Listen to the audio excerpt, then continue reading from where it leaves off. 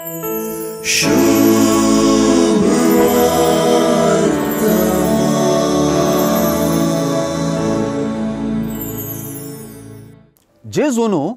उपास करून आपले मिसांव सुरू केल्ले आमी जाणाव, तरी जेजून आपल्याशी सांग उक्त्यान उपास करूंक सांगले आमी नेनाव. जुआंचे शिस बेगीनच येवंक आसचे झडतेक तयार जावन उपास करताले आनी तांकां हो जिनी बदलापाचो संकेत जाल्लो. आयची सुवार्ता मातेवाचे सुवार्तेंत सुंकागार मातेवाक जेजून आपलो पाटलाव करूंक आपयल्ल्या पाटापाट येता. जेजून उक्त्यान पातक्यांक स्वीकार करची रीत आनी पातक्यांनी जेजूक स्वीकार करची रीत स्नानीक जुआंच्या येवंक आसचे झडते विशीं सत्राय सांगच्या की विंगड आसली मात्र न्ही, एकमेट मुखार आसली म्हणयत. उपासा बदलाक जेजू आपणा मुखांतर लोक देवाशी परतल्लें पळोवन उल्हासीत जाल्लें दिसून येता. हें पळोवन घुस्पडिल्ले जुआंचे शिस तुझे शिस आमी करचे परी कित्याक उपास करिनात म्हणून सवाल करतात.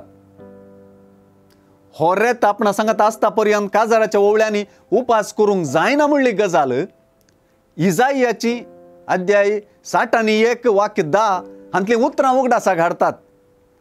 हांव सर्वेस्परा थंय संतोसतलों, म्हजो आत्मो म्हज्या देवा थंय उल्हासतलो, कित्याक मुकुटान नेटयलेले एका न्हवऱ्या परी आनी भंगारान शृंगारायलेले एकले व्हंकले परी ताणें म्हाका तारणाच्या वस्त्रांनी न्हेसयली आनी प्रामाणीकपणाच्या शेल्यान म्हाका गुट लायली.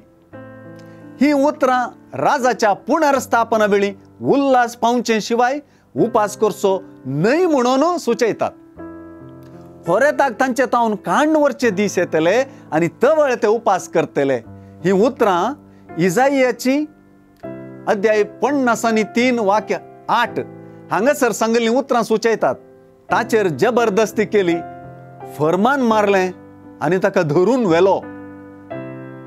ह्या प्राजिताच्या काळार सुवार्तेंतलो होरेत जेजूच म्हूण आमकां स्पश्ट जाता.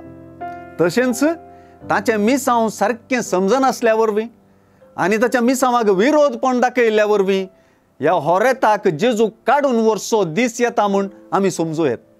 हे मुखांतर सुवार्तेंत जेजूची उतरां आपलें कश्ट मरण सुचयतात. देखूनच हो उपासाचो वेळ आनी सुवार्तेचे नदरेन आमचो उपास जेजूचें कश्ट मरण नियाळचे दिशेन पुरक म्हूण आमी समजूं येत. आमचो उपास आमच्या दोळ्यांच्या होरबोसाचेर, कानांच्या उतळपणाचेर, जिबेच्या मालदिसांवाचेर आनी आत्म्याच्या स्वार्थाचेर जैत वरचे तसलो जावं की जगतो वेळ आयला न्हय.